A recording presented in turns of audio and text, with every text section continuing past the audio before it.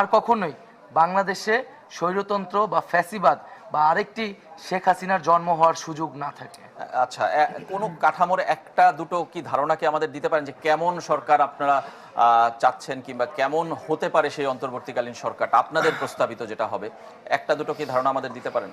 সেক্ষেত্রে আমরা দেশের সবার কাছে গ্রহণযোগ্য ব্যক্তি এরকম মানুষদেরকে সেই আমাদের সরকারে আমরা আমন্ত্রিত করব, এবং যেরকমটা বলা হলো নাগরিক সমাজের প্রতিনিধি, রাজনৈতিক যারা আন্দোলন ফ্যাসিবাদ বিরোধী আন্দোলনের সাথে যুক্ত ছিল সেরকম রাজনৈতিক নেতৃত্ব, এবং যারা ছাত্র নাগরিক অভ্যুত্থান করেছে তাদের নেতৃত্বের সমন্বয়ে এই সরকারটি গঠিত হবে। আমরা কিন্তু গতকালকে একটা খসড়া রূপরেখা আমাদের ফেসবুক পোস্টের মাধ্যমে জানিয়েছিলাম, যেটার চূড়ান্তটা আজ 8টায় ঘোষণা হবে। সেই খসড়া রূপরেখা যদি আমি একটু শোনাই, সেখানে জরুরি অবস্থা, সামরিক শাসন কিংবা এমন কোনো ব্যবস্থা যা ফ্যাসিবাদকেই সার্ভ করে তা ছাত্র জনতা মেনে নেবে না। ছাত্র নাগরিক অভ্যুত্থানের নেতৃত্বই হবে অন্তর্বর্তীকালীন সরকারের মূল অংশীদার। নতুবা নতুন বাংলাদেশ গঠনে ছাত্র জনতার আশাকাঙ্ক্ষার প্রতিফলন নিশ্চিত করাই হবে তাদের দায়িত্ব। গত 16 বছরে ফ্যাসিবাদী সরকার ও এর সুবিধাভোগী ব্যতীত সুশীল সমাজ ও রাজনৈতিক নেতৃত্বের প্রতিনিধিত্ব নিশ্চিত করা হবে। অন্তর্বর্তীকালীন সরকারের প্রথম দিনেই গত 16 বছরে অন্যায়ভাবে আটককৃত রাজবন্দীদের মুক্তির আদেশ দেওয়া হবে। ফ্যাসিবাদের সময় সংগঠিত ছোট বড় সকল রাজনৈতিক হত্যাকাণ্ডের বিচার নিশ্চিত করা হবে। এই সঙ্গে কি এটাও কি আপনারা দাবি করবেন যে এই সময়টাই আপনাদের আন্দোলন চলাকালীন বেশ কিছু সরকারি রাষ্ট্রীয় স্থাপনা ভাঙচুর হয়েছে, আজকেও আমরা দেখেছি বেশ কিছু জায়গায় লুটপাট হয়েছে, বেশ কিছু সরকারি স্থাপনা, রাষ্ট্রীয় স্থাপনা, সেগুলো কি এই আন্দোলনে আপনারা সমর্থন করেন, কিংবা সেগুলোর বিচারও কি আপনারা চান? আমরা বিপ্লবী ছাত্র জনতার প্রতি আহ্বান জানাচ্ছি যাতে তারা শান্তিপূর্ণভাবে ঢাকায় রাজপথে অবস্থান করে, আমাদের সরকারের বা আমাদের জায়গা থেকে চূড়ান্ত ঘোষণা না আসা পর্যন্ত তারা শান্তিপূর্ণভাবে রাজপথে অবস্থান করে, এবং যে কোনো ধরনের উস্কানি, সাম্প্রদায়িক হামলা এবং লুটতরাজকে এই ছাত্র জনতাকে রুখে দেওয়ার আহ্বান আমরা জানাচ্ছি। আমাদের রাষ্ট্রীয় সম্পদকে আমাদেরই রক্ষা করতে হবে। এই দেশ এবং এই রাষ্ট্রীয় সম্পদ এখন সব কিছুর মালিক এই দেশের জনগণ।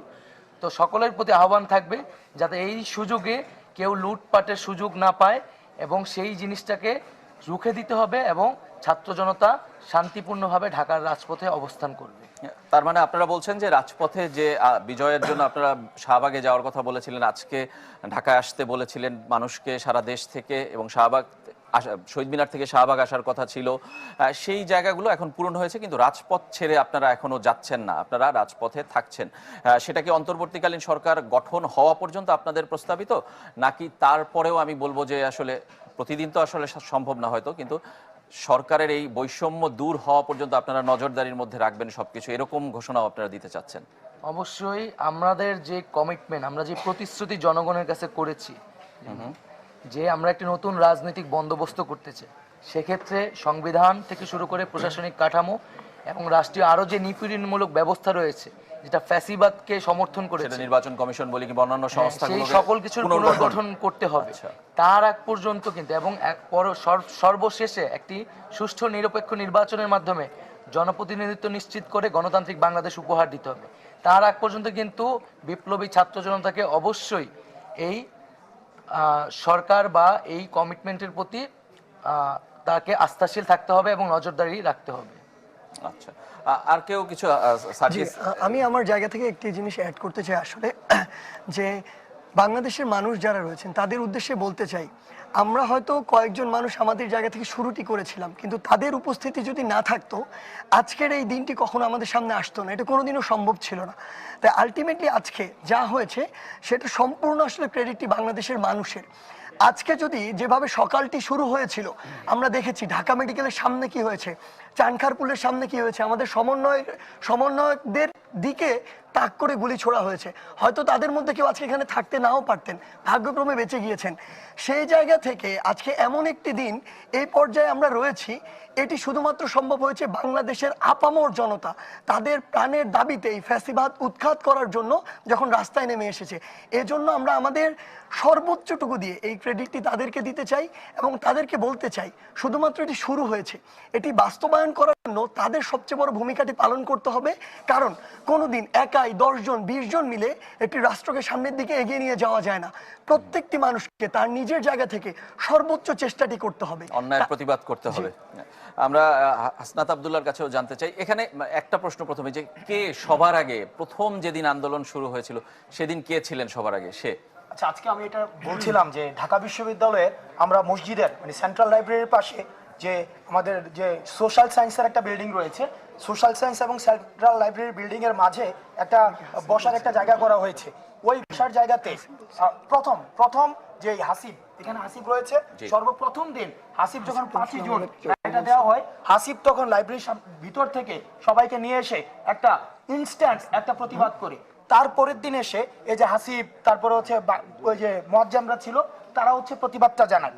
আজকে এই জায়গায় দাঁড়িয়ে আমরা এমন একটি বাংলাদেশের স্বপ্ন দেখি। দেখেন আজকে এই বাংলাদেশে রাজনীতি, এই যে সবাই মানুষগুলো চলে আসছে, সবাই বলে মত প্রকাশের স্বাধীনতা চায়, কিন্তু আমি বলতে চাই আমি এমন একটি বাংলাদেশের স্বপ্নের জন্য আন্দোলনটি করেছি, আমি দ্বিমত প্রকাশের স্বাধীনতা চাই। অর্থাৎ প্রত্যেকটা নাগরিক যেন সে দ্বিমত প্রকাশ করতে পারে, ভোটের অধিকার নিশ্চিত করতে পারে। আচ্ছা, তার মানে সেদিন ছিলেন হাসিব। হাসিবের কাছ থেকে একটু শুনতে চাই।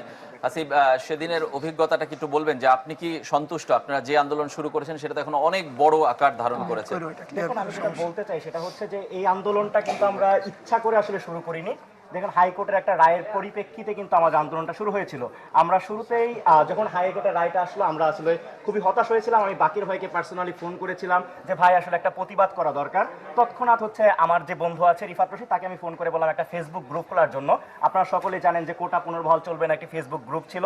এরপরে গ্রুপ থেকে ঘোষণা করা হয় লাইব্রেরির সামনে হচ্ছে সেদিন সন্ধ্যাবেলা আমরা মাত্র 4-5 জন ছিলাম। আসিফ ভাই ছিলেন এখানে, নাহিদ ভাই ছিলেন, এরপরে আরো অনেকেই ছিলেন ক্যাম্পাসের শিক্ষার্থীরা। আমরা ভাবতেছিলাম আসলে যে আমরা যে প্রতিবাদটা করব 4-5 জনে, আমাদের উপর কোনো হামলা হবে কিনা, কিংবা আমাদেরকে মুক্তিযুদ্ধ বিরোধী বলা হবে কিনা, এই একটা শঙ্কা ছিল। এরপর আমি কয়েকজনকে নিয়ে সাথে নিয়ে আমি সেন্ট্রাল লাইব্রেরির মধ্যে প্রবেশ করি এবং সবাইকে যখন ডেকে আনলাম, নিচে বাকের ভাই এবং নাহিদ ইসলাম ভাই তারা স্লোগান দিতেছিল। এরপরে কিন্তু তাদের যে স্লোগান, এবং আসিফ মাহমুদ ভাই তারা স্লোগান দিতেছিল, এবং আমি লাইব্রেরির ভিতরে যখন ডাকলাম এবং নিচ থেকে যখন স্লোগান হচ্ছে, এই যে আমাদের একটা সম্মিলিত প্রচেষ্টা, এর মধ্যে কিন্তু হাজার হাজার শিক্ষার্থীদের একটা স্বতঃস্ফূর্ত অংশগ্রহণ কিন্তু আমরা দেখতে পেয়েছি। এবং আমাদের যে আজকের যে আন্দোলনটা, আমাদের অনেক ভাইদেরকে গুলি করে হত্যা করা হয়েছে। রংপুরে আবু সাইদ ভাইকে আপনারা সবাই দেখেছেন যে কিভাবে গুলি করে হত্যা করা হয়েছে। মিরপুরের মুগ্ধ যখন পানি বিতরণ করছিল, তো সে পানি লাগবে কিনা জিজ্ঞাসা করতে করতে এরপর তাকে শহীদ করা হয়েছে। আমরা সকল শহীদের প্রতি শ্রদ্ধা জ্ঞাপন করছি এবং আমরা আমাদের চূড়ান্ত যে লক্ষ্যটা ছিল সেই লক্ষ্যটা আমরা কিছুটা হলেও অর্জন করেছি, আমরা বলতে পারি আর কি। এবং আপনি মানে শুরুটা যে কোটা আন্দোলন থেকে হয়েছিল, একটা ভয় কাজ করছিল। আপনি বলছিলেন যে বাংলাদেশে একটা আন্দোলন করতে, প্রতিবাদ করতে গেলে এক ধরনের ট্যাগ লাগিয়ে দেওয়া, কিংবা এক ধরনের একটা একমুখী করে ফেলা, কিংবা একটা জায়গায় গোষ্ঠীবদ্ধ করে ফেলা। মানে আমি সেই জায়গাটা থেকে এখন এটা এত বিস্তৃত হয়েছে, কিংবা এত প্রচার পেয়েছে, আপনারা নিজেরাও তো আসলে খুব পরিচিত মুখ হয়ে গেছেন। আমার খুব জানার ইচ্ছা ব্যক্তিগতভাবে, যে আপনাদের নিজেদের পরিবার থেকে আসলে বাধার সম্মুখীন হয়েছিলেন না হননি? আমার একটু জি প্লিজ মতামত শেয়ার করি। যখন আমি আন্দোলন শুরু করি, একদম শুরুর দিকে আমি আসিফ ভাই, নাহিদ ভাই ছিলাম, আমরা লাইব্রেরির সামনে থেকে আন্দোলনটা শুরু করি। তো তার পরবর্তী থেকে যখন আমার ফ্যামিলি জিনিসটা জানে, তারা প্রতি মুহূর্তে আমাকে সাপোর্ট দিয়ে যায়, যেহেতু এটা একটা ন্যায্য দাবি ছিল। এবং আমরা যে জিনিসগুলো করছিলাম, আপনারা দেখেছেন, আমরা খুবই শান্তিপূর্ণভাবে আন্দোলন চলমান রেখেছিলাম। তো প্রতিনিয়ত আমি আমার পরিবার থেকে সাপোর্ট পেয়েছি, আমার প্রতিবেশী, আমার বন্ধু যারাই পরিচিত সবাই আমাদেরকে সহযোগিতা করেছে। এবং আজকের যে আন্দোলন, এক দফা দাবিতে আমাদের যে আন্দোলন চলেছিল, সেখানেও আমার পরিবার সহ সারা দেশের মানুষ আমি মনে করি আমাদের সেই সাপোর্ট দিয়েছিল। এবং আপনাদের তো ঝুঁকিও ছিল। আপনারা উদাহরণ দিলেন মুগ্ধর, আবু সাইদের, এরকম শত শত মানুষ মারা গেছে বাংলাদেশে। বাংলাদেশের ইতিহাসে এমন আন্দোলনে এত বেশি মানুষের প্রাণহানি আমরা কখনোই, গুম করা হয়েছে, নির্যাতন করা হয়েছে, আটকে রাখা হয়েছে। তো এই সবার আসলে স্যাক্রিফাইস, আত্মত্যাগের মধ্য দিয়ে এই আন্দোলন। তো আজকের যে আমাদের প্রাথমিক অর্জন এবং এই যে আমাদের ছাত্র নাগরিক অভ্যুত্থান, সেটি হচ্ছে আমরা এই আন্দোলনে যারা শহীদ হয়েছেন, যারা হতাহত হয়েছেন এবং অংশগ্রহণকারী মুক্তিকামী ছাত্র জনতার উদ্দেশ্যে উৎসর্গ করছি। অবশ্যই তাদের জন্য আপনাদের কোনো চাওয়া কিংবা কোনো দাবি আছে কিনা, যারা মারা গেছেন, যারা আপনাদের এই আন্দোলনে ছিলেন, সঙ্গী ছিলেন? যারা এই আন্দোলনে শহীদ হয়েছেন তাদেরকে আমরা এই বাংলাদেশের জাতীয় বীর হিসেবে ঘোষণা করব, এবং তাদের পরিবার এবং যারা হতাহত হয়েছে তাদের সকলকে রাষ্ট্রীয়ভাবে সুযোগ সুবিধা দেওয়া হবে এবং মর্যাদা দেওয়া হবে। মোয়াজ্জেম, আপনিও কিছু বলতে পারেন, সেদিন প্রথম ছিলেন, আপনি মাইক্রোফোনটা নিয়ে বলবেন কাইন্ডলি। জি, আমার হচ্ছে আমি সেকেন্ড দিন থেকে শুরু করি। আচ্ছা, second আমি দিন। সায়েন্স লাইব্রেরি প্রতিনিধি হিসেবে আমি প্রথম জয়েন করি এবং আমার সায়েন্স লাইব্রেরি থেকে আমরা প্রথম মিছিলটা বের করি। তো আমি যেহেতু 46 বিএসএসে আমি রিটেন প্রত্যাশী, আমার সামনে রিটেন, তো আমাকে প্রথমে হলে যা নিষেধ করে দেয় ছাত্রলীগ এবং তখন আমাকে অনেক বেশি প্রেশার ক্রিয়েট করে, যার ফলে হচ্ছে আমার অনেক বেগ পেতে হয়েছে। আজকেও সকালে আমার চানখার পুলে আমার সামনেই দুজন শিক্ষার্থী মারা যায়, আজকে সকালেই গুলিবিদ্ধ হয়। এবং এই সকল এক্সপিরিয়েন্স আসলে গতকাল আমার 3বার মানে বাসা এক্সচেঞ্জ করতে হয়েছে গুমের আতঙ্কে।